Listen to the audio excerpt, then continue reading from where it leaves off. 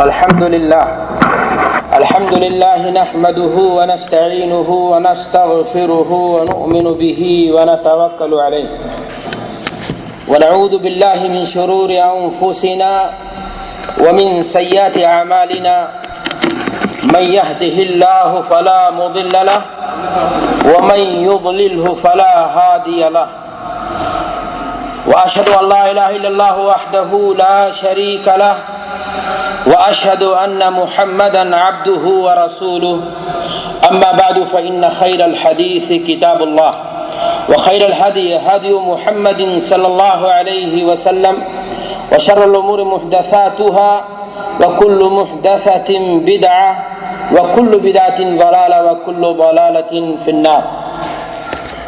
قال الله تعالى في القرآن المجيد: أعوذ بالله من الشيطان الرجيم بسم الله الرحمن الرحيم. يا أيها الذين آمنوا لا تتخذوا اليهود والنصارى أولياء بعضهم أولياء بعض ومن يتولهم منكم فإنه منهم إن الله لا يهدي القوم الظالمين. وقال النبي صلى الله عليه وسلم: خالفوا اولیاء الشیطان بکل ما استطعتم. دینی بھائیوں، دوستوں اور ساتھیوں، یہاں پر موجود علماء کرام، ذمہ داران مکتب اور دیگر معزز سامعین، آج بتاریخ 8 صفر سن 1434 ہجری مطابق 21 دسمبر سن 2012 بروز جمعہ بعد صلاۃ عشاء اسلامک دعویٰ سینٹر قطیف کی نگرانی میں یہ اجلاس منعقد ہو رہا ہے. شیخ محترم فضل الرحمان صاحب عمری حفظہ اللہ کی زبانی آپ نے سنا کہ اس مجلس کے لیے موضوع منتخب کیا گیا ہے: ہندوانہ رسوم و رواج اور موجودہ مسلمان. یہ موضوع بڑا ہی اہم اور وقت کی اہم ضرورت ہے. آج دشمنان دین و اسلام یہود و نصارہ کی طرف سے مختلف انداز سے دسیسہ کاریوں کے ذریعہ، مختلف حربوں کے ذریعہ یہ کوشش کی جا رہی ہے کہ ہمارے ایمان کو، ہمارے عقیدے کو کمزور کر دیا جائے. وہیں پر برادران وطن جو ہمارے ہیں، جنہیں ہم ایک خاص زبان میں ہندو کہتے ہیں، ان کی تہذیبی ثقافتی یلغار بھی آج مسلمانوں پر جاری اور ساری ہے، اور جس کا نتیجہ ہے کہ آپ چھوٹی چھوٹی بچیوں کے ماتھے پر بندی اور اس طرح کی دیگر چیزیں، پاؤں میں گھگھرو، گلے میں قسمت کے پتھر اور نامعلوم کیا کیا چیزیں خرافات کی ہیں جو ہندوانہ رسم و رواج کی ہیں، ہمارے یہاں دیکھنے کو ملتی ہیں. ایک ہندو اگر عقیدت کے نام پر، آستھا کے نام پر اور امید کے نام پر کاشی اور متھرا اور دیگر جگہوں کا سیون کا سفر کرتا ہے، تو وہیں پر ایک مسلمان بھی آج اجمیری اور جیلانی اور نامعلوم کہاں کہاں کی درگاہوں کی خاک چھانتا ہوا، اور وہاں اس پیشانی کو جو اللہ کے سامنے جھکنے کے لیے بنائی گئی ہے، وہاں آستھا کے نام پر، امید کے نام پر، عقیدت کے نام پر، بوسے کے نام پر جھکاتا ہوا نظر آتا ہے اور شرک کے دلدل میں اپنے آپ کو ڈھکیل رہا ہوتا ہے. آج حالت یہ ہے کہ چاہے وہ رسم و رواج ہو، شادی بیاہ کے مسائل ہوں، خوشی ہو یا غمی، مشکل ہو جاتا ہے کہ فرق کیا جائے کہ یہ کرنے والا مسلمان ہے یا یہ ہندو ہے. اس لیے ضرورت اس بات کی تھی کہ اس موضوع کو گفتگو کا موضوع بنایا جائے، اور اس تعلق سے یہ بات بتائی جائے کہ بہت ساری وہ چیزیں جو رسم و رواج کے نام پر، ثقافت و تہذیب کے نام پر اور بہت سارے نام پر ہمارے معاشرے کے اندر جو خالص اسلامی معاشرہ تھا، غیروں کے معاشرے کی چیزیں جو در آئی ہیں اور جن کو ہم انجام دیے جا رہے ہیں، کرتے جا رہے ہیں، اور اسلام سے دور دور کا ان کا تعلق نہیں ہے، ان چیزوں کے تعلق سے ہم رہنمائی کریں۔ ایک طرف ہمارا اجر ہوگا، بڑھے گا، اور دوسری طرف امت اسلام کو ہم اس سے آگاہ کر سکیں گے تاکہ ان گناہوں سے اپنے آپ کو ہم بچا سکیں۔ ہم شکر گزار ہیں شیخ محترم فضل الرحمان صاحب کے، مسیح الدین صاحب مدنی، پرویز صاحب مدنی اور دیگر احباب بزرگان، ریاض الحق صاحب اور ہمارے دیگر جو محسنین ہیں، ساتھی ہیں، ان تمام کا، آپ سب کا، کہ آپ نے دل جمعی دکھائی، حسین مجلس سجائی اور ایک ایسے حساس موضوع پر سننے کے لیے آپ نے اسٹیج فراہم کیا۔ اللہ سے دعا ہے کہ اللہ تبارک و تعالی ہمیں حق بات کہنے کی، سمجھنے کی اور اس پر عمل کرنے کی توفیق عطا فرمائے۔ دینی بھائیوں اور دوستو، اسلام کیا ہے اور کفر کیا ہے؟ اللہ کے قانون کے بغاوت اور اس کی خلاف ورزی کیا ہے؟ یہ کفر ہے۔ اور اسلام کیا ہے؟ ایک مسلمان اللہ کے احکام کے سامنے، نبی صلی اللہ علیہ وسلم کے فرمودات کے سامنے اپنی زندگی کو ڈھال دے، وہ چاہے عقیدے کا مسئلہ ہو، چاہے عبادت کا مسئلہ ہو، چاہے معاملات کا مسئلہ ہو، چاہے رسم و رواج، شادی بیاہ کا مسئلہ ہو، زندگی کے ہر پہلو میں ایک مسلمان کتاب و سنت کی اتباع اور پیروی کو اپنی زندگی کا جزء لا ينفک بنا دے، یہی اسلام ہے، یہی ایسا شخص مسلمان ہے۔ لیکن اگر کوئی شخص رسم و رواج کے نام پر، اگر کوئی شخص تہذیب کے نام پر، اگر کوئی شخص ثقافت کے نام پر کچھ ایسی چیزوں کو بھی انجام دینے کی کوشش کرتا ہے جو اس کا دل چاہتا ہے، اس کا سماج چاہتا ہے، تو پھر ایسے شخص کے بارے میں ہم یہ بتانا چاہیں گے کہ اللہ تبارک و تعالیٰ نے قرآن مجید کے اندر ارشاد فرمایا ہے وَمَن لَّمْ يَحْكُم بِمَا أَنزَلَ اللَّهُ فَأُولَٰئِكَ هُمُ الْكَافِرُونَ۔ اللہ تبارک و تعالیٰ نے جو قانون نازل کیا ہے اس کے مطابق فیصلہ نہ کر کے اپنے من کے مطابق، مرضی کے مطابق، سماج کے تقاضے کے مطابق فیصلہ کرنا، یہی کفر ہے۔ میرے بھائی اور دوستو، یہاں میں آپ کو بتانا چاہتا ہوں کہ کورٹ اور کچہری اور جج کی طرف سے آئے ہوئے فیصلے ہی یہاں نہیں مراد ہے، بلکہ ہر وہ فیصلہ مراد ہے جو ایک مسلمان کسی کام کو شروع کرنے سے پہلے اپنی زندگی میں لیتا ہے۔ آپ کسی کام کو کرنے جا رہے ہیں، شروع کرنے جا رہے ہیں، آپ اس وقت دیکھ رہے ہیں کہ اس تعلق سے اللہ کا حکم کیا ہے، قرآن کا فرمان کیا ہے، رسول صلی اللہ علیہ وسلم کا فرمان کیا ہے، اور دوسری طرف آپ کا معاشرہ، آپ کا سماج، آپ کی مرضی، آپ کا ہوائے نفس کے مطابق اگر آپ فیصلہ کر رہے ہیں تو پھر جس قدر آپ نفس کے غلام بنتے جائیں گے اسی قدر آپ کفر سے قریب ہوتے جائیں گے اور اسلام سے آپ کیا ہوتے جائیں گے؟ دور ہوتے جائیں گے۔ میرے بھائی اور دوستو، دین اسلام، مذہب اسلام ہمیشہ اس بات کی کوشش کرتا ہے کہ اس کے ماننے والے غیروں سے مختلف نظر آئیں، غیروں سے ان کی شناخت الگ ہو، ان کی پہچان الگ ہو، ان کا طور طریقہ الگ ہو، دیکھتے ہی لگے کہ یہ اللہ کا ولی ہے، دیکھتے ہی لگے کہ یہ اللہ کے دشمنوں کا دشمن ہے، دیکھتے ہی لگے دور سے کہ یہ فلاں شخص کیا ہے؟ مسلمان ہے۔ اور اسی طریقے سے آپ کو زندگی گزارنی چاہیے، اور اس معاملے میں ہر وہ قدم اٹھانے کی آپ کو ضرورت ہے جو اسلام آپ سے ڈیمانڈ کرتا ہے۔ اللہ تبارک و تعالیٰ قرآن مجید میں ارشاد فرما رہا ہے کہ یا ایھا الذین آمنوا ادخلوا فی السلم کافہ، کہ اے مسلمانوں اسلام میں پورے طور سے داخل ہو جاؤ۔ یہ نہیں کہ ایک طرف مسلمان ہو گئے، روزہ اور نماز ہم ضرور کر رہے ہیں لیکن کل دین یہی نہیں ہے، اخلاق بھی دین ہے، وہ تعلیمات بھی دین ہے جن کی تعلیم ہمیں جناب رسالت مآب صلی اللہ علیہ وسلم نے دی ہے۔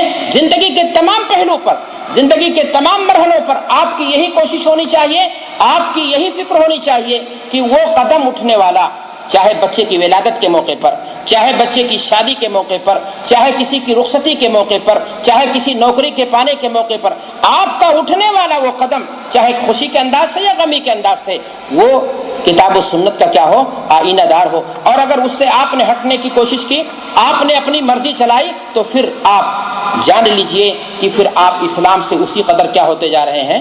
دور ہوتے جا رہے ہیں۔ دینی بھائی اور دوستو، جب ایک شخص مسلمان ہوتا ہے تو اس کے اندر آج کے دور میں بھی، آج کے اس گئے گزرے دور کے اندر بھی، ایک شخص جب مسلمان ہوتا ہے تو فطری طور پر اس کے اندر کچھ تبدیلیاں رونما ہوتی ہیں، اور انہی تبدیلیوں میں سے ایک تبدیلی یہ بھی رونما ہوتی ہے کہ جو لوگ کل تک اس کے دوست ہوتے ہیں وہ دشمن بن جاتے ہیں، اور کل تک جو لوگ دشمن تھے وہی لوگ اس کے کیا بن جاتے ہیں؟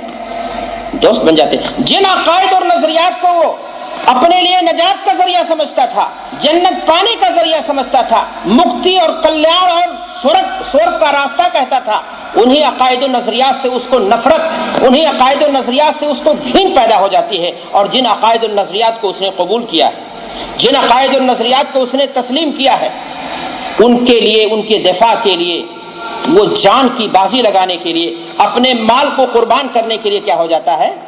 تیار ہو جاتا ہے۔ اور دراصل یہی اسلام کا تقاضا بھی ہے کہ ایک شخص جب مسلمان ہوئے تو اسے اسلام کے احکام سے، اسلام کے قانون سے، اسلام کے عقیدے سے، جو نظریہ ہے، عقیدہ ہے، ان تمام چیزوں سے اسے کیا ہو جائے؟ محبت ہو جائے۔ اور آپ کتاب اللہ اور سنت رسول کا جب مطالعہ کریں گے تو اس کی واضح مثالیں آپ کو ملیں گی۔ قرآن مجید میں اللہ تبارک و تعالیٰ ارشاد فرماتا ہے قد كانت لكم اسوة حسنة في ابراہیم والذین معه اذ قالوا لقومهم انا براء منكم ومما تعبدون من دون الله كفرنا بكم وبدا بيننا وبينكم العداوة والبغضاء ابدا حتى تؤمنوا بالله وحده۔ تمہارے لیے ابراہیم علیہ السلام اور ان کے ساتھ جو تھوڑے لوگ مسلمان ہوئے، ان کی زندگی میں تمہارے لیے اسوہ ہے، نمونہ ہے، وہ آئیڈیل ہے تمہارے لیے۔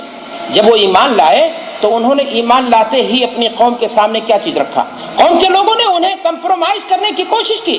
ہر نبی کے ساتھ آپ دیکھیں گے اس کی قوم نے توحید کے دعوت کے تعلق سے پہاڑ بن کر کے کھڑے ہو گئے مخالف میں، اور انہوں نے کمپرومائز کرنے کی کوشش کی، انہیں رجھانے کی، انہیں منانے کی کوشش کی، لیکن کوئی کمپرومائز اس بارے میں انہوں نے نہیں کیا۔ ابراہیم علیہ السلام اور ان کے ساتھ تھوڑے لوگ ایمان لاتے ہیں، وہ کیا کہتے ہیں؟ اذ قالوا لقومهم انا براء منكم ومما تعبدون من دون اللہ، ہم تم سے بھی اور تمہارے ان جھوٹے معبودوں سے جن کو تم آستھا کے نام پر، امید کے نام پر پوجا کرتے ہو اور نجات کا ذریعہ سمجھتے ہو، ان عبادتوں سے، ان معبودوں سے ہم بھی کیا کرتے ہیں؟ برات کا اعلان کرتے ہیں۔ کفرنا بکم وبدا بیننا وبینکم العداوۃ والبغضاء، ہمارے درمیان تمہارے درمیان یہ دشمنی برقرار رہے گی، تم ہمارے دشمن ہو اس لیے کہ تم اللہ کے دشمنوں کی پوجا کرتے ہو، اللہ کے دشمنوں کو معبود مانتے ہو، شیطان کی تم ولی ہو، تمہارا طرز زندگی توحید سے تمہاری طرز زندگی توحید سے ہٹی ہوئی، لیکن تم اگر اسلام لے آؤ تو پھر تم ہمارے کیا ہو جاؤ گے؟ دوست بن جاؤ گے۔ یہی پیمانہ، یہی تقاضا ایک مومن کا ہونا چاہیے میرے بھائی اور دوستوں، کہ ایمان لانے کے بعد ایک مومن کی غیرت کا یہی تقاضا ہے کہ وہ ان عادات و اطوار سے برات کا اظہار کر دے جو اسلام کے عادات و اطوار اور طور طریقے نہیں ہیں، ان چیزوں سے وہ نفرت کا اظہار کرے جو چیزیں اللہ دشمنی پر بنائی یا سجائی گئی ہیں، اور یہی انسان کے ایمان کا کیا ہے؟ تقاضا ہے۔ آپ اس کی مثال کتب احادیث میں بھی دیکھ سکتے ہیں کہ صحابی رسول ہیں، ایمان لے آتے ہیں۔ کون؟ سمامہ ابن یسال، بنو حنیفہ کے سردار، مارواڑی آج کے زمانے کی اصطلاح کے مطابق یہی وہ شخص ہیں جنہوں نے اپنی جانکاری کی حد تک اللہ کے رسول صلی اللہ علیہ وسلم کو ایک دانہ غلہ نہیں پہنچنے دیا۔ سوشل بائیکاٹ اللہ کے رسول صلی اللہ علیہ وسلم کا کیا گیا۔ اللہ کے رسول صلی اللہ علیہ وسلم آپ کے ساتھی اونٹ کی اوجھ پھاڑ کر کے پانی پینے پر مجبور ہو گئے، درخت کی پتیاں چبائیں، لیکن دیکھیں سمامہ ابن یسال کے سینے میں کفر تھا، کفر کی گندگی تھی۔ نتیجہ دیکھیے کس قدر انہیں کینہ تھا اہل اسلام سے، مسلمانوں سے، کہ مدعی نبوت مسیلمہ کذاب کے کہنے پر اللہ کے نبی جناب محمد الرسول اللہ صلی اللہ علیہ وسلم کو نعوذ باللہ قتل کرنے کا منصوبہ بنا کر کے مکہ سے مدینہ چلے آتے ہیں۔ یہ دیکھیں کفر جب دل میں ہوتا ہے تو اسلام کے خلاف اس کے یہاں کتنی دشمنی اور کتنا کینہ ہوتا ہے۔ آپ ذرا غور سے میری بات کو سننا کہ سمامہ ابن یسال پکڑ لیے جاتے ہیں، مسجد نبوی کے کھمبے سے انہیں کیا کر دیا جاتا ہے؟ باندھ دیا جاتا ہے۔ اللہ کے نبی جناب محمد الرسول اللہ صلی اللہ علیہ وسلم سمامہ ابن یسال کے پاس آتے ہیں، ان کی خیریت معلوم کرتے ہیں کہ سمامہ کیا حال ہے، اکڑی ہوئی گردن ہے، قوم کا سردار پکڑا گیا ہے، ذرا غرور تو دیکھیے۔ اللہ کے نبی جناب محمد الرسول اللہ صلی اللہ علیہ وسلم کو جواب دیتے ہیں ان تقتل تقتل زاد من، محمد صلی اللہ علیہ وسلم اگر تم مجھے مارنا چاہتے ہو مارو گے تو جان لینا کہ کوئی عام آدمی نہیں ہوں، میرے خون کا بدلہ لینے والے میری قوم کے لوگ پیچھے ہیں، تم سے میرے خون کا انتقام بدلہ ضرور لیں گے، اور اگر احسان کرنا چاہتے ہو تو کر دو، منہ کھولو جتنا مانگو گے تمہیں دیت کے طور پر دے دیا جائے گا۔ اللہ کے نبی صلی اللہ علیہ وسلم نے کہا کہ ثمامہ کو اسی کے حال پر چھوڑ دو، اور آپ صلی اللہ علیہ وسلم نے صحابہ کرام کو حکم دیا کہ ان کے ساتھ بہتر معاملہ کیا جائے۔ اللہ کے نبی صلی اللہ علیہ وسلم دوسرے دن بھی ثمامہ کے پاس آتے ہیں اور سوال و جواب کا انداز یہی ہوتا ہے، تیسرے دن بھی آتے ہیں، اللہ کے نبی صلی اللہ علیہ وسلم ثمامہ اسی انداز سے سختی کے ساتھ جواب دیتے ہیں، لیکن ان تینوں دنوں کے اندر مسجد نبوی میں ثمامہ ابن اسال بدھے ہوئے تھے۔ اللہ کے نبی صلی اللہ علیہ وسلم کے ساتھ آپ کے صحابہ کا تعامل، محبت اور قرآن مجید کی تلاوت، ان تمام چیزوں نے ان کے دل کی دنیا بدل دی۔ تیسرے دن جب اللہ کے رسول صلی اللہ علیہ وسلم ثمامہ ابن اسال کے پاس آئے اور آپ نے پوچھا، جواب اسی انداز سے دیا، تو آپ نے صحابہ سے کہا، بھلا بتائیے کہ وہی شخص جو اللہ کے رسول کے خون کا پیاسا بن کر کے اللہ کے رسول کو نعوذ باللہ قتل کرنے کا منصوبہ بنا کر کے آیا تھا، اللہ کے نبی صلی اللہ علیہ وسلم نے کہا کہ ثمامہ کے بندھن کو کھول دیا جائے۔ ثمامہ ابن اسال کے بندھن کو کھول دیا گیا اور وہ نکل گئے مسجد نبوی سے، پاس کے باغ میں، کھجور کے باغ میں گئے، وہاں غسل کیا، غسل کر کے لوٹ کر کے آتے ہیں مسجد نبوی میں اور اعلان کرتے ہیں، اشہد اللہ الہ الا اللہ واشہد ان محمد رسول اللہ، اللہ اکبر۔ دل کی دنیا بدل چکی ہے۔ کہا، اللہ کے رسول صلی اللہ علیہ وسلم، آپ کے چہرے سے زیادہ منحوس میری نگاہ میں، حالت کفر میں آپ کے چہرے سے زیادہ خراب کوئی چہرہ میری نگاہ میں نہیں تھا۔ آپ کے شہر مدینہ سے زیادہ گھن اور نفرت مجھے کسی اور شہر سے نہیں تھی، لیکن اسلام لے آئے ہیں، دل کی دنیا بدل چکی ہے۔ آپ ایمان کا تقاضا، اسلام کا تقاضا دیکھیے، اس کی تاثیر دیکھیے۔ کہتے ہیں ثمامہ ابن اسال کہ اے اللہ کے رسول صلی اللہ علیہ وسلم، اب آپ کے چہرے سے زیادہ کوئی چہرہ ہماری نگاہوں میں محبوب نہیں ہے، حسین نہیں ہے، کوئی چہرہ آپ کی نگاہ، ہماری نگاہ میں آپ کے چہرے کے مقابلے میں اب جچتا نہیں۔ آپ کے شہر سے زیادہ کوئی شہر کی گلیاں اب میرے لیے پسند کی چیز نہیں رہ گئی۔ آپ نے دیکھا، ایمان کا تقاضا دیکھیے، ایمان لانے کے بعد کن چیزوں سے انہیں نفرت تھی، جن چیزوں سے انہیں محبت ہو گئی، اور جن چیزوں سے انہیں کیا تھی، محبت تھی، انہی چیزوں سے انہیں کیا ہو گئی، نفرت ہو گئی۔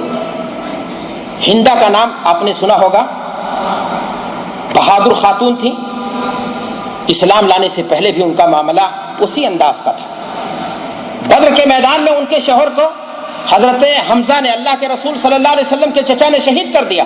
انتقام میں اس قدر جل بھن اٹھی کہ نظر مان لیا کہ جب تک مروا نہ دوں گی حمزہ کو چین سے نہ بیٹھوں گے۔ اپنے غلام وحشی ابن حرب رضی اللہ تعالیٰ عنہ جو بعد میں اسلام لے آئے، ان کو اسی بات پر مامور کیا، کہا جاؤ آزادی چاہتے ہو فلاں کو مار دو، بس یہی مقصد ہے۔ ساتھ میں احد کی لڑائی میں وہ خود مکہ سے لوگوں کے ساتھ چل کر کے آئیں تاکہ کفر کی طاقت کو وہ اپنے آواز سے، اپنی باتوں سے وہ ابھار سکیں، جوش دلا سکیں۔ آپ ذرا دیکھیں کہ یہی ہندا احد کے میدان میں اللہ کے رسول صلی اللہ علیہ وسلم کو جب شہید کر دیا گیا تو کینہ ان کے سینے میں کتنا تھا کہ انہوں نے ناک کان کاٹ لیے، آنکھ نکال لی، سب چیزوں کا گلا میں ہار بنا کر کے پہن لیا۔ ام رسول کے سینے کو چاک کر دیا، جگر کو بھی کچا نگلنے کی کوشش کی، لیکن یہی ہندا ایک دن آتا ہے کہ اسلام کے دامن سے وابستہ ہو جاتی ہے، اور کیا تبدیلی پیدا ہوتی ہے میرے بھائی اور دوستو، ذرا جاننے کی کوشش کرنا کہ ہندا ایک دن اللہ کے رسول صلی اللہ علیہ وسلم کی خدمت میں آتی ہیں، عرض کرتی ہیں، اسلام لے آتی ہے۔ اللہ کے رسول صلی اللہ علیہ وسلم پر ایمان لانے کے بعد ہندا کیا کہتی ہیں، سیرت کی کتابوں کو پڑھیں، کہتی ہیں اے اللہ کے رسول صلی اللہ علیہ وسلم، آپ کے خیمے سے اور آپ کے خیمے کے لوگوں سے زیادہ میری نگاہ میں منحوس کوئی لوگ نہ تھے۔ جب میں کہتی تھی تو یہی کہتی تھی کہ ان کا سفینہ، ان کی کشتی ڈوب جائے، جل جائے خیمہ، یہ لوگ برباد ہو جائیں، لیکن اے اللہ کے رسول صلی اللہ علیہ وسلم، اسلام لانے کے بعد اب میرے دل کی دنیا اس قدر بدل گئی ہے کہ آپ کے خیمے سے، آپ سے اور آپ کے خیمے کے لوگوں سے زیادہ بہتر میری نگاہ میں کوئی، یہی ایمان کا تقاضا ہے۔ یہی ایمان کا تقاضا ہے میرے بھائیوں اور دوستوں کہ ایمان کی بنیاد پر آپ کی محبت ہونی چاہیے اور ایمان کی بنیاد پر آپ کی دشمنی ہونی چاہیے. اور اگر اس معیار کو آپ نے توڑ دیا تو پھر آپ سمجھ لیجئے کہ آپ اپنے ایمان میں پکے نہیں رہ گئے. افسوس کی بات ہے زمانے کے گزرنے کے ساتھ ہندو قوم کے ساتھ رہتے رہتے بر صغیر کے مسلمان اس ایمانی غیرت پر برقرار نہیں رہ گئے. اور نتیجہ کیا ہوا؟ نتیجہ یہ ہوا کہ زندگی کے تمام معاملات میں ہندوستانی مسلمان غیر قوموں سے متاثر ہوئے بغیر، ان کی تہذیب و ثقافت سے متاثر ہوئے بغیر نہیں رہ سکا. ایمانی غیرت کا جو تقاضا تھا وہ برقرار نہیں رہا. ہمارے باپ دادا جب ایمان لائے تھے تو یہ ممکن ہے کہ ان کے اندر وہی غیرت، بلکہ یقین ہے وہی غیرت رہی ہوگی. ظاہر سی بات، اتنی بڑی تعداد بر صغیر کی مسلمانوں کی کروڑ کی، یہ سب کے سب یہاں کے صحابہ نہ جا کر کے وہاں جا کر کے نہیں بسے ہیں. وہ چند عرب تاجر تھے جو جا کر کے وہاں انہوں نے دین کی دعوت کو پیش کیا ہوگا. ہمارے باپ دادا جب اسلام لائے ہوں گے تو ان کے خلاف ان برہمنوں نے، ان دین کے دشمنوں نے چھوا چھوت کا بھی اظہار کیا ہوگا. کہا ہوگا یہ بھرشٹ لوگ ہیں. جی ہاں، آپ کے بارے میں عقیدہ ہے ان کا، آپ ان کے برتن کو چھو لو تو ان کا پانی ناپاک ہو جائے گا، نجس ہو جائے گا، اس کا کھانا خراب ہو جائے گا. آپ کو وہ صبح دیکھ لے تو اس کا پورا دن منحوس ہو جاتا ہے، وہ خود منحوس ہے. لیکن میرے بھائیوں، آج ہم ان کے ساتھ رہتے رہتے آج گنگا جمنی تہذیب کا نعرہ دیتے دیتے نتیجہ یہ ہوا کہ آج کا مسلمان اپنے اسلام کی حقیقت سے یا تو جہالت کی بنیاد پر، لا علمی کی بنیاد پر، یا وسعت اور جمہوری سسٹم اور نظام کی دین کہیے، جو بھی آپ کہہ لیجئے، نتیجہ یہ ہوا کہ کہیں نہ کہیں ہم آج متاثر ہوئے بغیر ان سے نہیں رہ گئے. سوال یہ ہے کہ آج ہم کن چیزوں میں ان سے متاثر ہو گئے؟ زندگی کے تمام پہلو. ایک مسلمان کی زندگی میں سب سے اہم چیز اس کا اپنا ایمان اور کیا ہے؟ عقیدہ. ایک مسلمان کو اپنے عقیدے کو انگوٹھی کے نگینے سے، انگوٹھی کے نگینے کی طرح صاف اور شفاف رکھنا چاہیے. آپ کو معلوم ہے ہندو 300 کروڑ دیوی دیوتاؤں کو پوجتا ہے. وہ مشرک نہیں ہے، شرک کا مجرم ہی نہیں، شرک کے نت نئے طریقے ایجاد کرتا ہے. ہر چیز ان کے یہاں، ہر کنکر، ہر شنکر، انسانی شرمگاہوں کی پوجا، آستھا اور امید کے نام پر ہر جگہ پیشانی کو جھکانا اس قوم کا شیوا ہے. افسوس کی بات ہے آج وہ توحید کی دولت جس پر مسلمان نازا تھا، اپنے آپ کو موحد کہتے ہوئے، مسلمان کہتے ہوئے، آج مسلمانوں کی صورتحال بھی یہ ہے کہ جس طرح عبادت کے گلشن میں بدعات و خرافات کو جنم دے دیا گیا، تصوف کی چادر اوڑھ کر کے لوگوں نے اس طرح کی چیزوں کو، غلط چیزوں کو پروس دیا. اسی طریقے سے اگر آپ دیکھیں گے تفصیل کے ساتھ، جو موقع نہیں، تو آپ کو پتہ چلے گا کہ عقیدے میں بھی مسلمان کہیں نہ کہیں، چاہے وہ نحوست کا عقیدہ ہو، چاہے وہ اور دیگر چیزوں کا عقیدہ ہو، مسلمان ان چیزوں سے متاثر ہوئے بغیر نہیں رہ سکا. آج مسلمان بھی کہتا ہے کہ اللہ ایک ہے، لیکن آستھا کے نام پر، امید کے نام پر، فریاد کے نام پر پکار کہیں اور جا کر کے لگاتا ہے. اور آپ اس کی زندگی کا مطالعہ کریں گے تو پتہ یہی چلے گا کہ مدعی توحید کے اور شرک سے یہ ساز بات، ایک طرف قبروں کی پوجا، دوسری جانب نماز، التجا، فریاد، استمداد غیر اللہ سے، یہ نہیں ہے شرک. تو پھر شرک کس کا نام ہے؟ میرے بھائی اور دوستوں، میں نے آپ سے ایک مختصر سی بات کہی ہے کہ عقیدے کے میدان میں بھی مسلمان غیر قوموں سے متاثر ہوئے بغیر نہیں رہ سکا. آج یہ درگاہیں، یہ خانقاہیں، یہ بہت ساری جگہیں جہاں جا کر کے انسان اپنی پیشانی کو شرمسار کر کے شرک کے دلدل میں ڈوب رہا ہے، یہ ہندوؤں کی نقالی میں ہوئی ہیں.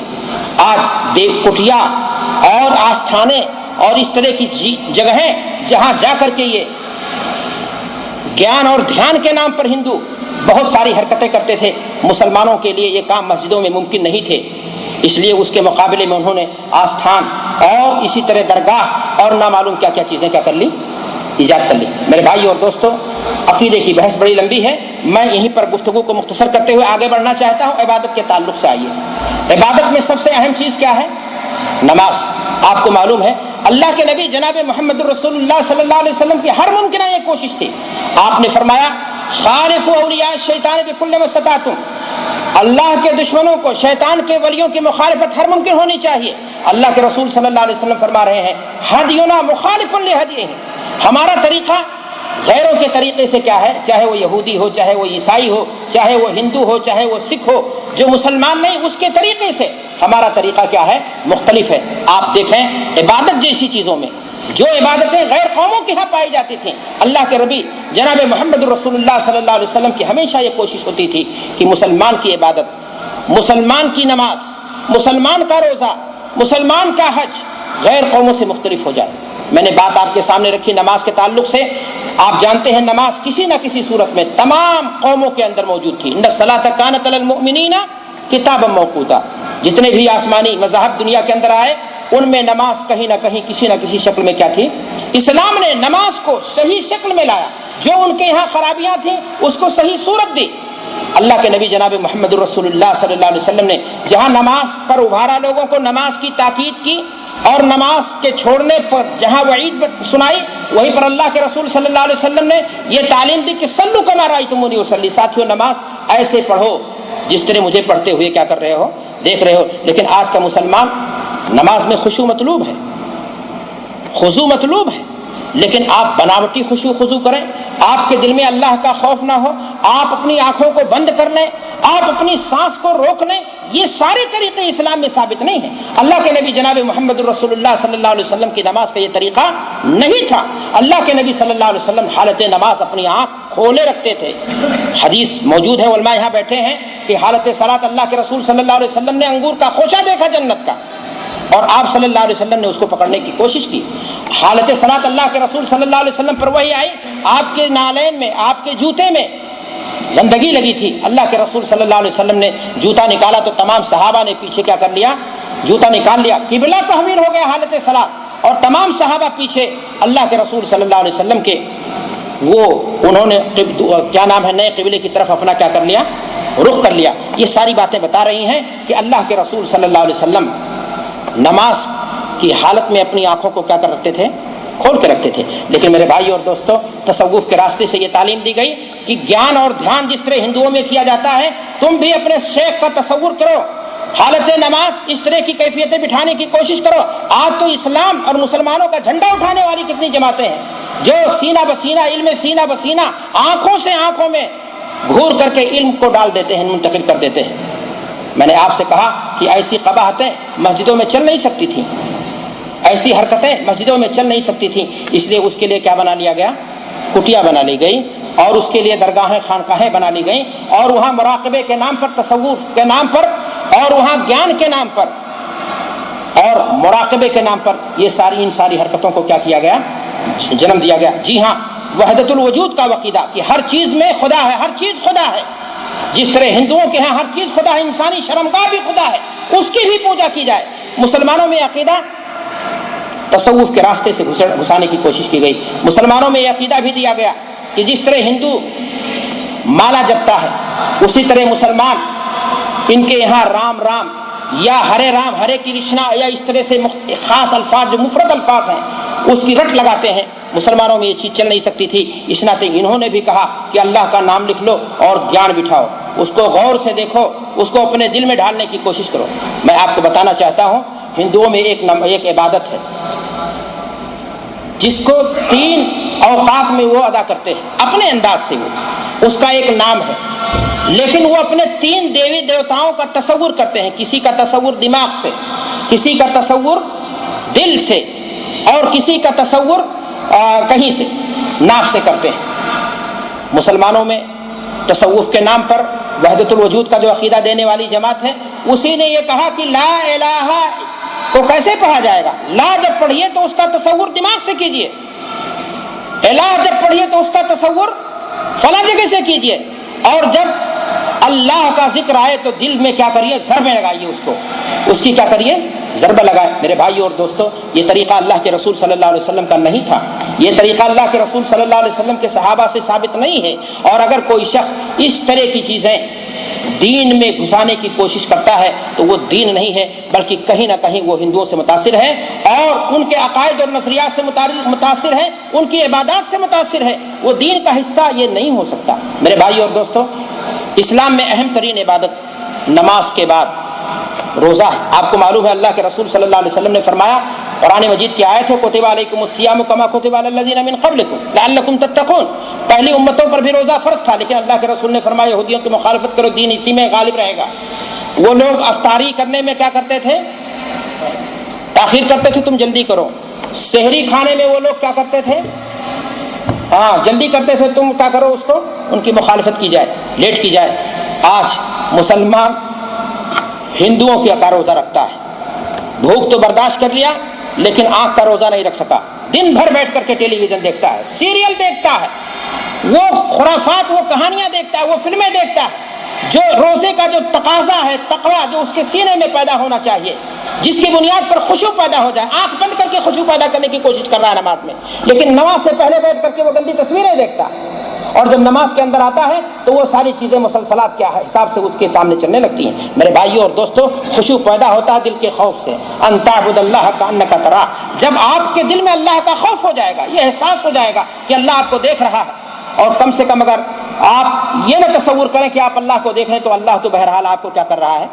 دیکھ رہا. یہ تصور ہو جائے گا تو آپ کے اندر، آپ کی نماز میں ویسے ہی خضوع آ جائے گا. آپ کو سانس بند کرنے کی، گیان اور دھیان کے نام پر آپ کو اور کوئی حرکت کرنے کی جو غیر شرعی ہے، اس کی ضرورت آپ کو پیش نہیں آئے گی. تو میں وہی عرض کر رہا تھا کہ روزہ تو رکھ لیا ہم نے، لیکن جس طرح ہندو اپاس رکھتا ہے، مسلمان بھی اپاس رکھتا ہے. وہ اپاس تو ضرور ہے، وہ روزہ نہیں ہوتا، وہ فلاں چیزوں کو نہیں کھاتا ہے، اور آپ بھی نہیں کھاتے ہیں، لیکن آپ اپنی زبان کا روزہ، اپنی آنکھ کا روزہ اور اپنے اعضاء اور جوارح کا روزہ جو ہونا چاہیے وہ آپ پیش نہیں کر سکتے ہیں. اور یہ وجہ ہے، غیر قوموں کے ساتھ رہتے رہتے ان کی تہذیب و ثقافتی الغار کو ہم نے قبول کر لیا. ہر گھر میں ہم نے کیا رکھ دیا؟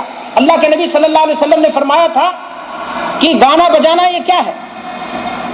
یہ شیطان کی بانسریاں ہیں، یہ زنا کے ڈبے اور اڈے ہیں جن کو ہم نے اپنے گھروں میں اٹھا کر کے رکھ لیا. حالت روزہ بھی ان کو بیٹھ کر کے وہ ساری چیزیں ہم کیا کرتے ہیں؟ کرتے رہتے ہیں. میرے بھائی اور دوستو، دین کا ایک حکم، عبادت کا ایک طریقہ، رکن اسلام ہے زکوٰۃ. ہر چیز کا نصاب ہے. غلے کے پیدا ہونے کے تعلق سے بھی قرآن مجید میں واضح حکم ہے. اللہ تعالیٰ قرآن مجید میں فرماتا ہے وَآتُوا حَقَّهُ يَوْمَ حَصَادِهِ. جس دن کھیت کو کاٹو، اگر وہ اتنا معیار پر پہنچ جائے کہ وہ نصاب زکوٰۃ کو پہنچ گیا تو اس میں وہ زکوٰۃ نکال دو. آج مسلمان کتنے کسان ہیں جو صحیح معنی میں غلہ دیتے ہیں، اور کتنے مسلمان ہیں جو بزنس کرنے والے ہیں، وہ صحیح معنی میں اپنے مال کا زکوٰۃ نکالتے ہیں. ہمیں ذرا بتا دیجئے.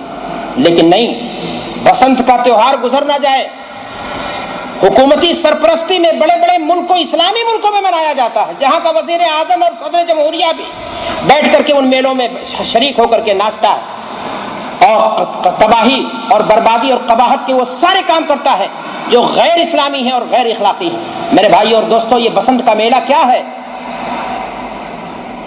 آپ کو معلوم ہے کہ بہار کے موسم میں جب گیہوں کی فصل کاٹی جاتی ہے، لوگوں نے کہا ہم نے ثقافتی طور پر یہ کیا ہے، لیکن کسی بھی عبادت کو آپ کو یا کسی بھی تہوار کو آپ کو جاننا چاہیے. اللہ کے رسول نے فرمایا ہے اِنَّ لِكُلِّ قَوْمٍ عِيدًا وَهَذَا عِيدُنَا.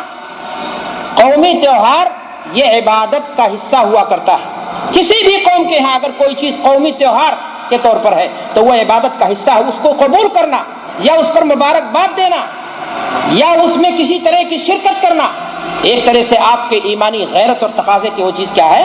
خلاف ہے، اور یہ گناہ کا کام ہوگا. میرے بھائی اور دوستوں، میں نے عرض کیا کہ بسنت کا جو تہوار منایا جاتا ہے بعض جگہوں پر، ہمارے یہاں تو منایا ہی جاتا ہے، اور بہت بڑے فاسق و فاجر نے کہا تھا یہ ہندو تہذیب کی یلغار ہے، ہندو تہذیب کی جیت ہے کہ ایسے ایسے اسلامی ملکوں میں بھی بسنت کا میلہ بنایا جاتا ہے جو اسلامی بنیادوں پر جنہوں نے اپنے ملکوں کو کیا کیا ہے؟ بنایا ہے، اور وہاں بھی ہمارا تہوار چلایا جاتا ہے. آپ ذرا بتائیے کہ میں نے آپ سے کہا کہ بسنت کا یہ تہوار یہ ہے کیا؟ گیہوں کی فصل جب کاٹی جاتی ہے تو ہندو قوم اپنے دیوی دیوتاؤں کو خوش کرنے کے لیے گیہوں کی فصل سے جو پیدا ہوتا ہے وہ ان کے نظر کرتے ہیں، اور اس امید میں، اس تصور میں کہ اگلے سال فصل، یہ بھگوان، یہ دیوی دیوتا، یہ ان کے پوروج، یہ ان کے جو معبود ہیں، یہ ان کی غلے کی پیدائش میں کیا کر دیں گے؟ کرشماتی طور پر اضافہ ہو جائے گا اور اس میں برکت آ جائے گی. اب آپ ذرا بتائیے کہ ایک مسلمان اگر اس چیز کو کسی طریقے سے اپناتا ہے تو پھر کہیں نہ کہیں وہ غیر قوموں سے کیا ہو گیا؟ متاثر ہو گیا. اسلام نے پیمانہ دیا تھا زکوٰۃ کا کہ آپ کے پاس مال نصاب تک پہنچ جائے یا آپ کے پاس غلہ نصاب تک پہنچ جائے، اس میں اللہ کا حق ادا کر دو تاکہ اللہ کے بندوں کو آسانی کے ساتھ کیا کیا جائے، اس کو ان کی زندگی بھی آسانی کے ساتھ گزر سکے. میرے بھائی اور دوستو، حج عبادت ہے، رکن اسلام ہے. فقیری کا بھیس بنا کر کے انسانی جو تعلقات ہیں اس سے بچتے بچاتے ہوئے آدمی انتہائی تواضع اور خاکسارانہ انداز سے حلال کمائی کو لے کر کے قبر کا لباس پہن کر کے احرام کی 2 چادریں اوڑھ کر کے اللہ کے گھر کا کیا کرتا ہے؟ قصد کرتا ہے مخصوص ایام میں، مخصوص زمانے میں، اور آ کر کے مخصوص انداز سے وہ اعمال کرتا ہے جس کو آپ کس سے تعبیر کرتے ہیں؟ حج سے تعبیر کرتے ہیں۔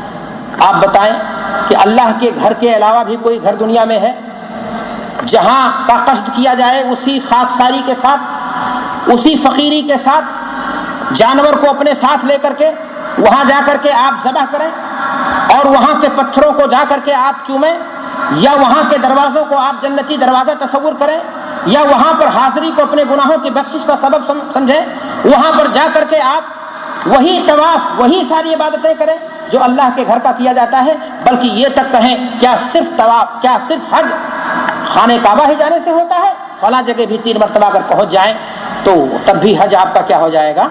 مکمل ہو جائے گا۔ میرے بھائیوں، یہ کیسی مسلمانی ہے؟ یہ کون سا مسلمان ہے جو اس طرح کی باتیں کر رہا ہے؟ اللہ کے گھر میں لگے ہوئے پتھر کو جسے حجر اسود کہا جاتا ہے اس کا بوسہ دینا عبادت ہے، اس لیے کہ اللہ کے نبی جناب محمد الرسول اللہ صلی اللہ علیہ وسلم نے اسے بوسہ دیا، اپنے ہونٹ لگائے۔ حضرت عمر رضی اللہ تعالیٰ عنہ اسلام کے خلیفہ راشد نے یہ بات کہی تھی کہ اگر اللہ کے نبی نے اے پتھر میں جانتا ہوں نفع نقصان تجھ میں بھی نہیں ہے، لیکن اگر اللہ کے نبی نے تجھے ہونٹ نہ دیے ہوتے تو میں ہونٹ نہیں دیتا، لیکن اب اس پتھر کے علاوہ بھی دنیا میں کسی پتھر کو چوما جانے لگے تو پھر اس میں اور ہندو میں فرق؟ اللہ کے گھر کے علاوہ بھی کسی قبر کا طواف کیا جانے لگے یا کسی گھر کا چکر لگایا جانے لگے اور وہاں پر حاضری کو، وہاں پر لگے ہوئے دروازے کو جنتی دروازے کے نام سے موسوم کیا جائے، تو میرے بھائی اور دوستو، میں یہی کہوں گا کہ وہ راتوں رات گناہوں سے اپنے آپ کا بوجھ ہلکا کر دینے کی نیت سے گرچہ جاتا ہے، لیکن جب وہ لوٹتا ہے وہاں سے تو وہ گناہوں کی غلاظت سے اور گندگی سے، بوجھ سے اور لد پھن کر کے آتا ہے، بڑا گناہ شرک کا کر چکا ہوتا ہے، اور اللہ کی نگاہ میں بھی وہ کیا ہو چکا ہوتا ہے؟ گنہگار ہی نہیں، بہت بڑی غلطی، بہت بڑا گناہ، شرک کا گناہ کر چکا ہوتا ہے۔ تو آج ہمارے معاشرے میں میرے بھائی اور دوستو بہت ساری چیزیں یہ پائی جاتی ہیں۔ عبادت کے نام پر ایک چیز میں آپ کے سامنے اور ذکر کر دوں، ذکر عبادت ہے، فرض درجے کی چیز نہیں ہے، لیکن ذکر کیا ہے؟ عبادت ہے۔ اللہ تعالیٰ قرآن مجید میں فرماتا ہے بذکر اللہ تطمئن القلوب، ذکر سے، اللہ کے ذکر سے دلوں کو کیا ملتا ہے؟ اذکر اللہ ذکرا کثیرا، اللہ کو کثرت کے ساتھ کیا کرو؟ یاد کرو۔ ذکر کی برکت سے انسان اللہ کے قربتوں کا راہی بن جاتا ہے، لیکن ذکر کے آداب ہیں اسلام میں، ذکر کے طریقے ہیں اسلام میں، مختلف دعائیں اللہ کے رسول صلی اللہ علیہ وسلم سے ثابت ہیں ذکر کے تعلق سے۔ بستر پر جائیں تو کیا پڑھیں گے آپ؟ سو کر کے اٹھیں گے تو کیا پڑھیں گے آپ؟ گھر سے نکلیں گے تو کیا پڑھیں گے آپ؟ گھر میں داخل ہوں گے سفر کے واپسی کے بعد تو کیا پڑھیں گے آپ؟ گاڑی چلائیں گے تو کیا پڑھیں گے آپ؟ اور اپنے بیوی سے انسانی تعلقات قائم کرنا ہو تو کیا پڑھیں گے آپ؟ غرضے کی دین اسلام دین کامل ہے۔ اللہ کے نبی صلی اللہ علیہ وسلم نے پیشاب اور پیخانے کے آداب بھی سکھائے، بیت الخلاء میں جانے کے لیے بھی دعا بتائی اور وہاں سے نکلتے وقت کی بھی دعا بتائی ہے، اور یہ سارے کے سارے کیا ہیں؟ ذکر ہیں۔ لیکن میرے بھائی اور دوستو، ذکر کے نام پر اگر تصوف کے چور دروازوں کو کھول دیا جائے، تصوف کا لبادہ اوڑھ کر کے بدعات کو کوئی فروشنے لگے، اگر ذکر کے نام پر خرافات کا انبار کر دیا جائے تو وہ ذکر نہیں ہے بلکہ وہ ذلت ہے اور وہ گمراہی کا سبب ہے اور وہ پریشانی کا کیا ہوگا؟ باعث ہوگا۔ آج ذکر کے تعلق سے میں نے آپ سے کہا کہ ہندوؤں میں ایک کلمے کو رام ہرے کرشنا اور اس طرح کی چیزیں ہوتی ہیں، جیسا کہ میں نے عرض کیا آپ سے۔ آج مسلمانوں میں کہا گیا کہ ایک سانس بند کر لو، آنکھ بند کر لو، 1000 بار اللہ اللہ اللہ اللہ، اس کی کیا لگاؤ؟ ضربیں لگاؤ، اور اسی طریقے سے اور بھی چیزیں کہی گئیں۔ میرے بھائی اور دوستو، بات یہیں پر موقوف نہیں ہوتی ہے بلکہ ذکر کے تعلق سے اور بھی بہت ساری چیزیں پیش کی گئیں۔ اللہ کے رسول صلی اللہ علیہ وسلم نے فرمایا تھا کہ انگلیوں سے ذکر کیا جائے، اعقدن بالانامل فانہن مستنطقات ومسئولات، کہ انگلیوں سے اللہ کا ذکر گنو، سبحان اللہ 33 بار، سبحان اللہ، الحمدللہ 33 بار، اللہ اکبر 34 बार, 100 मरतबा। ये बिल्कुल साबित है। अल्लाह के रसूल ने फरमाया कि अंगुलियों का इस्तेमाल करो, इसलिए कि ये पूछी जाएंगी और क़यामत के दिन क्या करेंगी, गवाही देंगे। लोगों ने हदीसें कर ली, माले हाथों में उठा लिए। माला जपना ये कहाँ से आया था? ये कुटियाओं में, मंदिरों में राहिबों का काम था। ये हिंदू, इनके जो क्या नाम है पंडित हैं, ये इनके जो मजहब के रूहानी पेशवा हैं, उनका ये तरीका था। लेकिन हर मुसलमान के हाथ में माला पकड़ा दिया गया और झूठी हदीसें भी कर डाली गई। कहा कि नेमल मुसब्बहा, नेमल मुज़क्करात हो असुबह, ये क्या नाम है, दाने तस्बीह के क्या ही बेहतरीन याद दिलाने वाले हैं। क्या इस तरह की चीज़ें कही गई। मेरे भाई और दोस्तों, मेरे ख्याल से किसी हिंदू बनिए के मदद से इस किस्म की हदीसें गढ़ी गई होंगी। ऐसी कोई हदीस कुतुबे हदीस के अंदर सही हदीस मौजूद नहीं, ज़ईफ़ भी नहीं। अल्लामा अलबानी रहमतुल्लाह अलैह फरमाते हैं कि ऐसी हदीसें मौजू दर्जे की हैं, गढ़ी हुई दर्जे की हैं। बल्कि उन्होंने लिखा है कि 100 से ज़्यादा अगर एक इंसान को गिनना है तो फिर उसकी आदत है ही नहीं, उसको गिन करके नहीं गिनना चाहिए, बल्कि वैसे ही उसको जितना चाहे गिन ले। लेकिन मैं आपको बताऊं कि जिक्र के नाम पर क्या क्या तमाशे आज हमारे समाज के अंदर हैं, जो महज हिंदुओं की देन है, महज बकवास है दूसरों की, जो उम्मत इस्लाम के अंदर परोसने की क्या करी गई हैं, कोशिश की गई हैं। आपको मैं बताऊं, हैरानी होगी। मैं पढ़ रहा था किसी किताब को, उसमें लिखा है कि हिंदुओं के भगवान बोले जाते हैं राम। जब वो वनवास चले गए तो वहाँ उन्होंने राक्षसों को मारा। हिंदुओं का यह तस्वुर है कि कुटिया बना ली जाए जंगलों में, इंसान राहिब बन जाए, दुनिया से कट जाए, मुराकबे में ज़िंदगी गुजार ले, ध्यान और ज्ञान में लगा दे और वहाँ हू हा और किरट लगाए और उसके ज़रिए अपने अंदर मुकाशफात और फला फला तस्वुरात पैदा हो जाए। वही चीज़ मैं आपको बताना चाहता हूँ कि उनके ताल्लुक़ से कहा गया है कि जब वो वनवास गए तो वहाँ उन्होंने राक्षसों को मारा। तो वहाँ जो जंगल में उनके अक़ीदे के मुताबिक जिन राहिबों ने, जो उनके लोग थे, राहिब तो दूसरों में कहे जाते हैं, उनको क्या कहेंगे, जो कुटिया बना करके रहते हैं पंडित, ख़ास तौर से बाबा उनके जो होते हैं, वो आए उनकी खिदमत में और एक ने कहा कि आपके इस काम से हम बड़े खुश हो गए, आपने राक्षसों को मार दिया, ये कितने इंसानों को खा गए जो हमारे किस्म के ऋषि मुनि लोग थे, उनकी हड्डियाँ दिखाईं। कहा मैं खुश हो गया और आज तक मैंने जो जिक्र किया है और उसकी जो फजीलत और बरकत हासिल हुई है, मैं आपको क्या कर रहा हूँ, हिबा कर देता हूँ। आप ज़रा देखिए कि मुसलमानों में जिक्र के नए नए तरीक़े सिखाए गए जो गैर शरई, और फिर कहा गया कि ये जिक्र इतना तादाद में फ़लाँ को हिबा कर दिया जाए तो फ़लाँ गुनाह उसके क्या हो जाएंगे, माफ़ हो जाएंगे। आपको मैं बताऊँ, बड़ी अहम किताब जो खुराफात की है, लेकिन उसमें एक वाक़या लिखा गया, खान बहादुर साहब ने नकल किया है कि किसी मजलिस में कोई लड़का था, खाना खा रहा था, वो रोने लगा। खान साहब फरमा रहे हैं कि किसी बुजुर्ग ने उनको देखा कि वो रो रहा है, पूछा कि वजह क्या है। कहा बुजुर्ग साहब, अब आप ज़रा देखिए कि गैब की बातें बताई जा रही हैं और ये मुसलमानों को तालीम दी जा रही है। कहा कि वो रोने लगा, बस रोने वाला बच्चा कहा मेरी माँ को फरिश्ते जहन्नम की तरफ ले जा रहे हैं। इतने में वो मुस्कुराए और उनके पास 1 लाख 10 लाख कितने का जिक्र गिना हुआ रखा था और नियत कर ली उन्होंने और चट उसके माँ के नाम से उन्होंने क्या कर दिया, हिबा कर दिया। इतने में वो बच्चा हंसने लगा। कहा क्यों हंस रहे हो? कहा वही फरिश्ते जो मेरी माँ को जहन्नम की तरफ ले जा रहे थे, अब मेरी माँ को कहाँ ले जा रहे हैं। वो जिक्र की गिनी हुई रखी हुई थी उनके पास और उसकी बरकत से अब उसी माँ को कहाँ ले जा रहे हैं, जन्नत की तरफ ले जा रहे हैं। मेरे भाई और दोस्तों, मैं आपसे बताना चाहता हूँ कि इंसान का अपना अमल काम आएगा। ये कुल, ये ख़त्मे, ये कुरान खानी, ये सारी चीज़ें जो पैसे के बलबूते पर कराई जाती हैं या बिरयानी खिला करके। किसी साहब ने एक वाक़या लिखा कि कोई उस्ताद थे, उनके मुसलमान टीचर थे, उनकी वालिदा का इंतकाल हो गया तो अपने शागिर्दों से मुखातब करके उन्होंने कहा कि आप लोगों में से कितने लोग कुरान पढ़ें। पता चला इतने लोग पढ़े हैं। कहा कितने लोग पढ़ते हैं, कितनी मरतबा ख़त्म किया, पता चला इतने लड़के हैं। कहा भाई ये जो कुरान तुम लोगों ने पढ़ रखा है वो हमको दे दो ताकि मैं अपनी माँ को क्या कर दूँ, आसानी के साथ ज़िंदगी भर ना कुरान पढ़िए, हिदायत की किताब जो हमारी ज़िंदगी में इंसान के अंदर तब्दीली पैदा करने के लिए आई है, वो किसी और से ले लीजिए, मांग लीजिए, अपनी माँ को हिबा कर दीजिए, फलाने मैयत को कर दीजिए ताकि आसानी के साथ क्या हो जाए उनकी। ये सारा मामला मेरे भाई और दोस्तों हिंदुआना अकीदा, हिंदुआना नज़रिया था जो मुसलमानों में कहीं ना कहीं آ گیا اور اس طرح سے آ گیا کہ آج مسلمان اسے دین کا یا اسلام کا یا اسلامی تہذیب کا یا اسلامی ثقافت کا اسے کیا سمجھ رہا ہے؟ حصہ سمجھ رہا ہے۔ میرے بھائی اور دوستو، بہت ساری چیزیں ہیں جو آج ہمارے مسلمانوں کی زندگی میں داخل ہو چکی ہیں، حالانکہ دور دور تک اسلام سے اس کا کوئی تعلق نہیں۔ آپ یہ بتائیے، ایک مسلمان جب کوئی کام شروع کرتا ہے تو کس کے ذریعہ شروع کرتا ہے؟ بسم اللہ کے ذریعہ۔ اللہ کے نام سے کوئی کام شروع کرنا چاہیے یا نہیں؟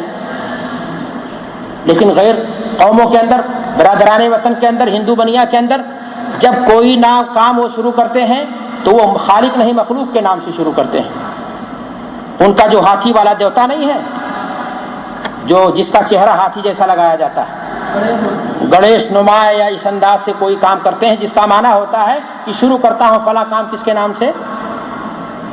آپ نے کہا ہوگا، سوچا ہوگا کہ پھر مولانا مسلمانوں میں ایسی کون سی چیز ہے؟ آپ کو کتنے ڈرائیور ملیں گے جو گاڑی پر بیٹھتا ہے تو کہتا ہے پیر بابا آپ کے نام سے، جس نے اس کو گاڑی چلانی کیا کرائی ہے؟ سکھائی ہے۔ آپ ذرا بتائیے کہ اس مسلمان کو اس کی ایمانی غیرت کہاں مر گئی جو اپنے استاد کے نام سے اپنی گاڑی چلانے کو کیا کر رہا ہے؟ اسٹارٹ کر رہا ہے۔ اسلام نے تعلیم دی ہے کہ جب آپ گاڑی کے لیے چابی پکڑو بسم اللہ کر کے، اور اس کے بعد کیا کرو؟ دعا پڑھو، سبحان الذی سخر لنا ھذا۔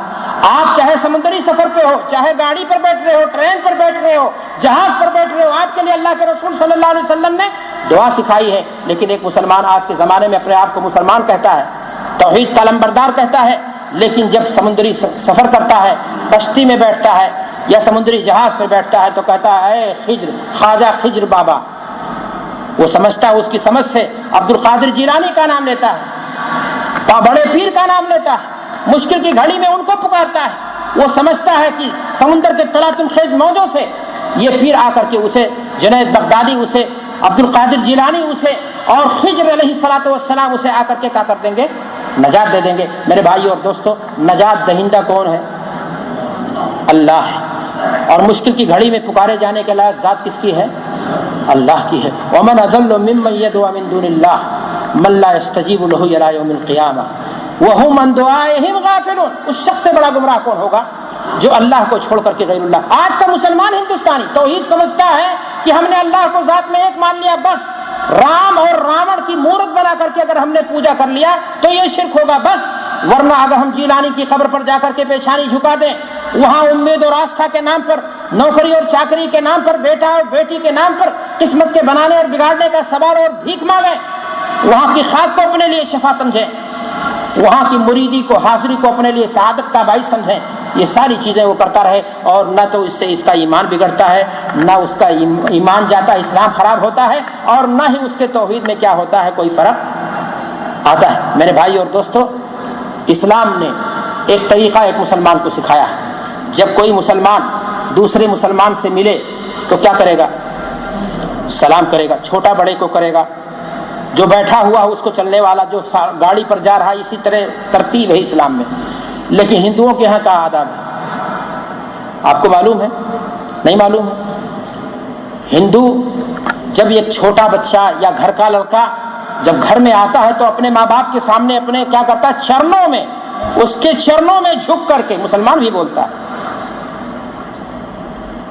اور اگر مسلمان عملی طور سے نہیں کرتا ہے تو غصہ ہو جائے گا، کہے گا معاف کرو بابا، ہاتھ جوڑ کر کے کیا ہو جائے گا دوسرے کے سامنے؟ یہ کس کی دین ہے؟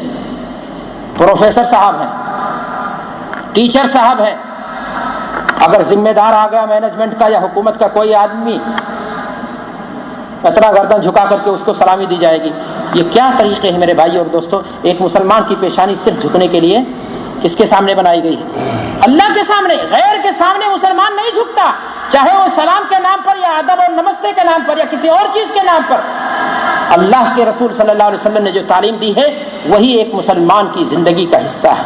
اس سے ہٹے گا، آگے بڑھے گا، جتنا جائے گا تو وہ اپنے ایمان کو، اپنے عقیدے کو، اپنی عبادت کو، اپنی زندگی کو، اپنی دنیا کو بھی، اپنی آخرت کو بھی کیا کر ڈالے گا؟ وہ خراب کر ڈالے گا۔ اللہ کے رسول صلی اللہ علیہ وسلم نے ایک مسلمان کو تعلیم دی ہے کہ کوئی کام جب شروع کرے تو اس سے پہلے کیا کرے؟ استخارہ کر لے۔ اس کے لیے اللہ کے رسول صلی اللہ علیہ وسلم نے مخصوص دعا بھی سکھائی ہے، اس کے لیے مخصوص طریقہ اللہ کے رسول صلی اللہ علیہ وسلم نے بتایا ہے۔ لیکن آج کتنے بدماش مولوی ہیں جو اونچی ٹوپیاں لگا کر کے ٹیلی ویژنوں میں بیٹھ کر کے کہانت اور نجوم کا کام کر رہے ہیں، غیب کے بتانے کے دعوے کر رہے ہیں، محبت اور عشق کی تعویذیں بانٹی جا رہی ہیں، اور وہاں سے وہ سارے خرافات استخارے کے نام پر کیے جاتے ہیں جن کے بارے میں یہ کہا جا سکتا ہے کہ وہ کرنے کے بعد انسان کا ایمان سلامت۔ اللہ کے رسول صلی اللہ علیہ وسلم نے فرمایا کہ من اتی کاہنا او عرافا فصدقه فيما يقول فقد كفر بما انزل على محمد۔ اگر کوئی کسی کاہن کے پاس آتا ہے، ایسے ہنسی مذاق میں آپ نے اس سے پوچھ لیا اور اس کی بات کو نہ بھی مانا، تب بھی آپ کی صلاح نماز 40 دن کی قبول نہ ہوگی، اور اگر اس کی بات پر کہیں نہ کہیں آپ کے دل میں کانٹا لگ گیا کہ یار بات تو صحیح کہی تھی، تو پھر آپ اللہ کے رسول صلی اللہ علیہ وسلم کی حدیث سنیں، اس شریعت کا انکار کر رہے ہیں جو اللہ کے رسول صلی اللہ علیہ وسلم پر نازل ہوئی۔ کتنے مسلمان آپ کو ملیں گے، ارے بھائی کیا حال ہے، بھائی زندگی کے ستارے اس وقت گردش کر رہے ہیں۔ ستارے کی کیا حیثیت ہے جی؟ چاہے وہ قطب کا ستارہ ہو، قطب نام کر کے، یا جس کی طرف مسلمان سوتے وقت کیا نام ہے اپنے پاؤں کو یا اپنے چارپائی کے رخ کو نہیں پھیلاتا، یا جس کے بارے میں مسلمانوں نے یہ بھی کر ڈالا کہ اللہ کے رسول صلی اللہ علیہ وسلم کا نور جب پیدا کیا گیا تو قطب تارے میں ڈالا گیا۔ سب موضوع روایت ہے، کوئی حقیقت نہیں۔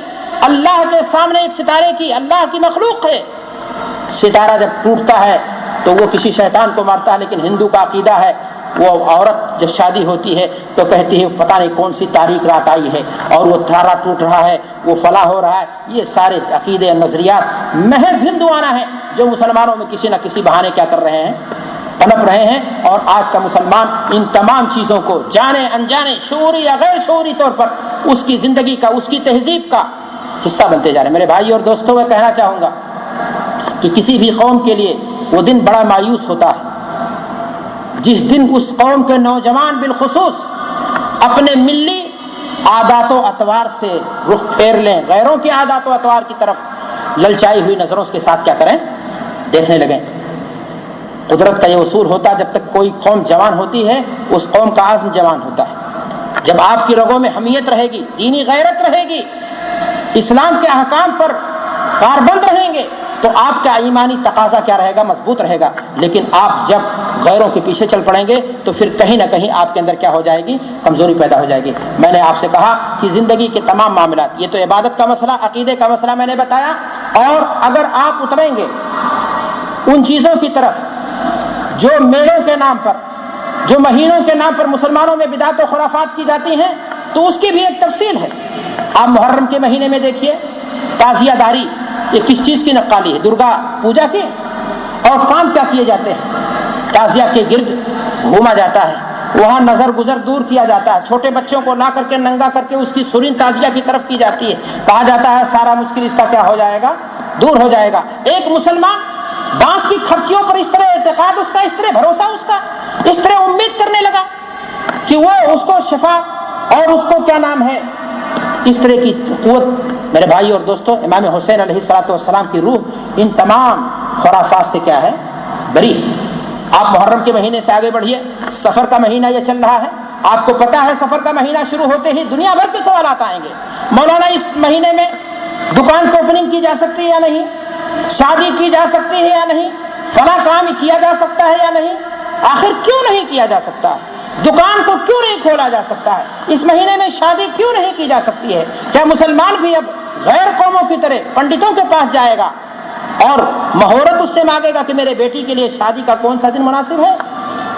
آج مسلمانوں میں بھی جنتریاں بنا دی گئی، بڑے بڑے دارالعلوموں سے جنتریاں نکل رہی ہیں، اور بتایا جا رہا ہے کہ گاؤں میں آپ کا گھر کدھر ہے، پورب ہے یا پچھم ہے، شادی کدھر بیٹھی ہے، پورب یا پچھم بیٹھی ہے، ہاں فلاں دن آپ کے لیے کیا ہوگا، شبھ ہوگا، اور فلاں دن شبھ کیوں نہیں ہے، مبارک کیوں نہیں ہے؟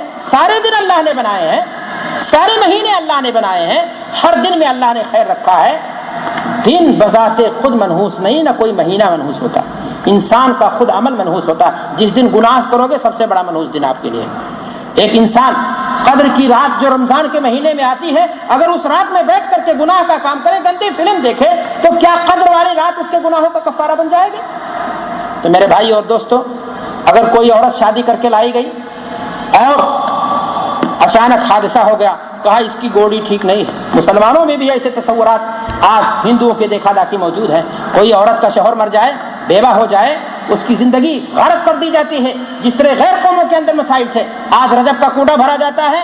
ایسی عورت جس کی شادی ہو چکی ہے اور اس کا طلاق ہو گیا یا اس کا شوہر مر چکا، ایسی عورت کو وہاں انٹری ملنے ممکن نہیں ہے. اور یہ سارے کام کیا کیے جا رہے ہیں؟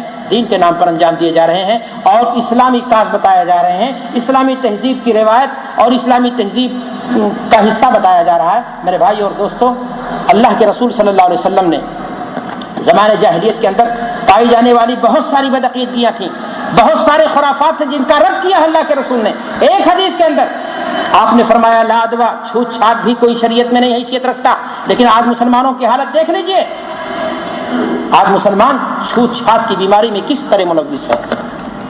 اللہ کے رسول صلی اللہ علیہ وسلم نے فرمایا کہ لا تیرا، پرندے کے آنے ترچھے اڑنے سے بھی کوئی چیز کوئی دن شبھ ہو آپ اپنا سفر کینسل کر دیں، نہ کینسل کریں. آپ اپنے کام کی شروعات استخارے کی بنیاد پر کریں، پرندہ اڑا کر کے نہیں. اور اگر آپ ایسا کرتے ہیں تو پھر آپ کے ہاں ہندوانہ رسم و رواج کی کیا ہے عادت داخل ہو چکی ہے، چاہے جانے چاہے انجانے. اور آپ کا ایمان کیا ہو چکا ہے؟ کمزور ہو چکا ہے. میرے بھائی اور دوستو، اللہ کے رسول صلی اللہ علیہ وسلم نے فرمایا ولا سفرا، مہینہ سفر کا بھی منحوس نہیں ہے.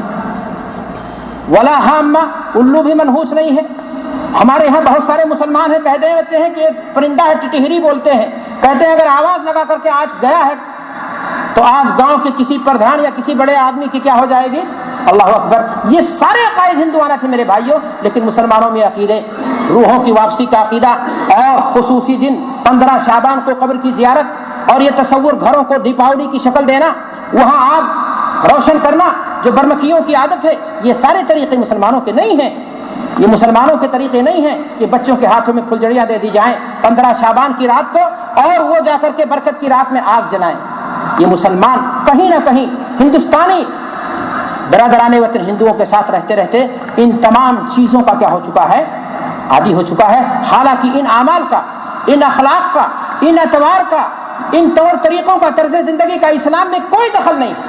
اسلام میں بالکل یہ چیزیں ثابت نہیں ہیں. لیکن میرے بھائیوں، آج یہ ایسا معاشرے کا حصہ بن چکے ہیں کہ ایک انسان نہ کرے تو اس کو تانا دیا جائے گا.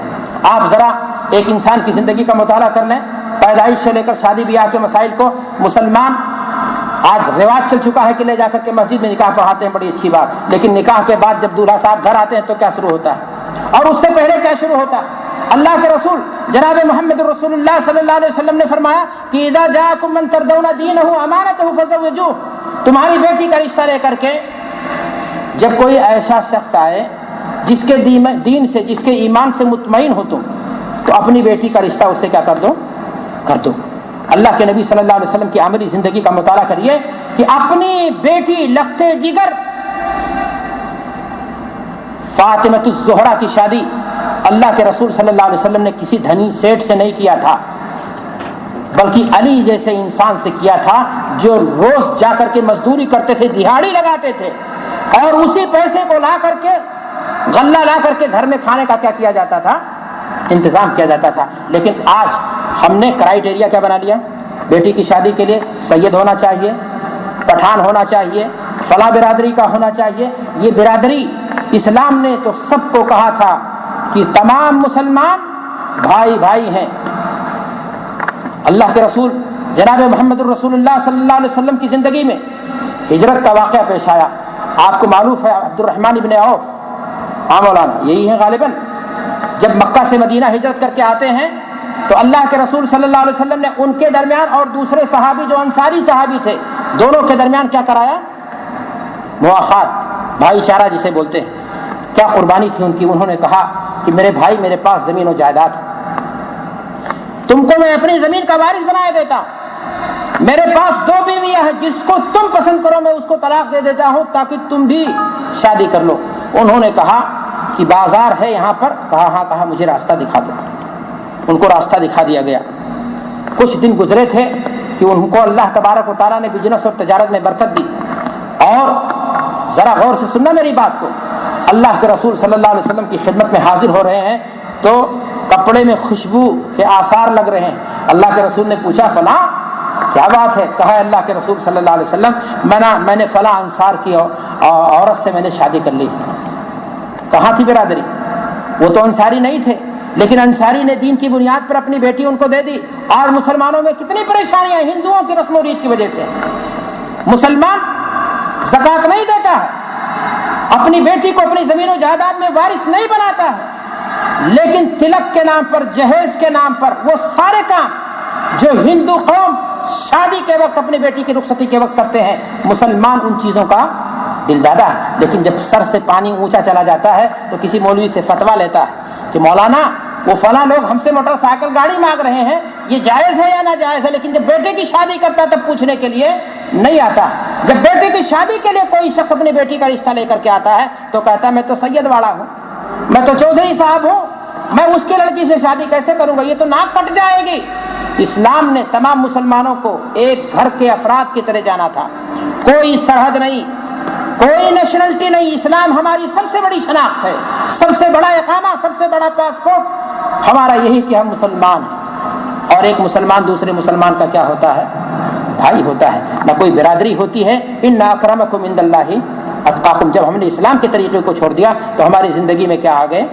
مشکلات آ گئے۔ اور آپ یہی بتائیے کہ شادی کے جتنے مسائل ہو رہے ہیں، چاہے وہ نیوتا، چاہے وہ اپٹن، چاہے وہ دیور کا آنچل پکڑنا، چاہے وہ گھر میں دولہے کو بلانا، اور وہ ساری خرافات، وہ ساری بکواس، وہ ساری لعنتیں جو آج ہماری شادیوں میں نکاح ایک مولوی کو بٹھا کر کے بیوقوف بنایا جاتا ہے، بس اس کو 200 روپیہ دو، چمپت کر دو۔ بقیہ اگر مولوی صاحب نے جرات دکھائی، کہا یہ کام کیوں کر رہے ہیں آپ بھائی، یہ تو درست نہیں، کہا مولانا آج خاموش رہیں، آج دین کی بات مت کریں۔ کسی کا لباس دیکھ لیجئے ٹخنے سے نیچے، بھائی ذرا، ارے مولانا اب آپ ہر چیز میں دین کو داخل کر دیا۔ جی ہاں، دین کا مسئلہ میں نے آپ سے بتایا، ادخلوا فی السلم کافہ۔ اپنی زندگی میں جو بھی فیصلہ آپ کو کرنا ہے، آپ کا چہرہ کیسا ہوگا؟ بش کی طرح، ٹونی بلیئر کی طرح، فلان کی طرح، ڈھکان کی طرح، فلاں فاسق و فاجر ناچنے اور گانے والے کی طرح آپ کپڑے وہ پہنو گے، یا وہ پہنو گے جو اسلامی آداب کے تقاضے اور اسلامی ثقافت و تہذیب کی علامت ہوں گی؟ میرے بھائی اور دوستو، آپ کہیں بھی آزاد نہیں ہو۔ آپ کو زندگی کے ہر معاملے میں آپ کی یہی کوشش ہونی چاہیے، ہر فیصلہ لیتے وقت آپ کو یہ دیکھنا چاہیے کہ اللہ کے حکم کا فالو کر رہے ہیں یا نہیں، نبی کے فرمان کے مطابق آپ کی عملی زندگی جا رہی ہے یا نہیں۔ بچہ پیدا ہوا، اس کے سر کے نیچے چھرا رکھ دیا گیا، قینچی رکھ دی گئی، تمنچا رکھ دیا گیا، لوہا رکھا گیا کہ شیطان نہیں آئے گا۔ شیطان گھر کا باپ ہے، شیطان اس کی ماں ہے، شیطان اس کے گھر میں ٹیلی ویژن کی شکل میں ناچتا ہے، اس کے گھر میں گانے اور بجانے پائے جاتے ہیں، قرآن مجید کی تلاوت نہیں ہوتی ہے۔ چموٹا رکھ کر کے شیطان کو بھگانے کی کیا کر رہا ہے؟ حرکت کرتا ہے۔ عقیقہ نہیں کرے گا، مسلمانی کروائے گا۔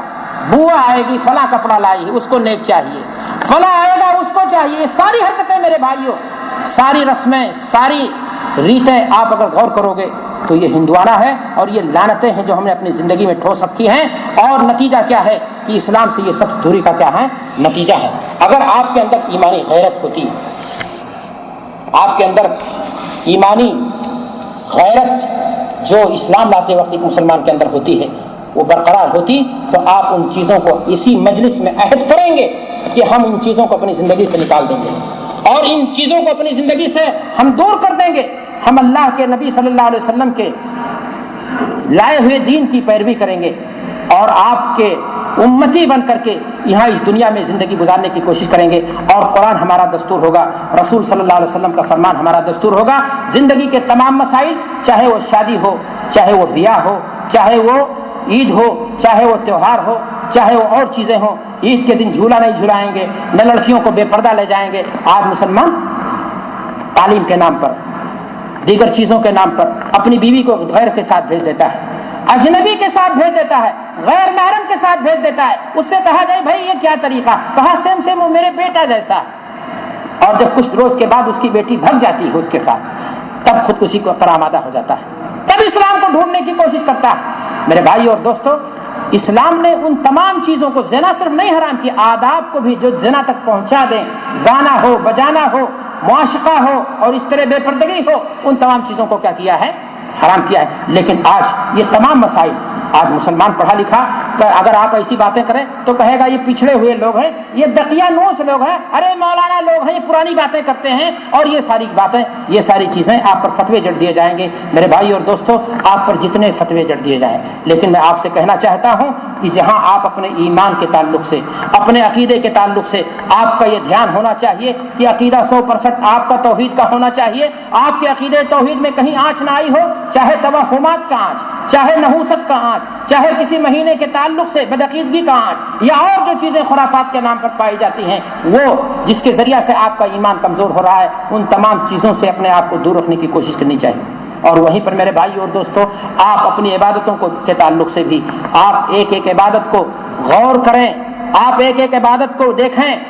یہ نہیں کہ فلاں جو ہے کاشی جائے گا تو آپ بھی اجمیر جاؤ گے، اور ایک بار جاؤ گے، 3 بار جاؤ گے، اور حج کا ثواب وہیں بیٹھے بیٹھے لے لو گے۔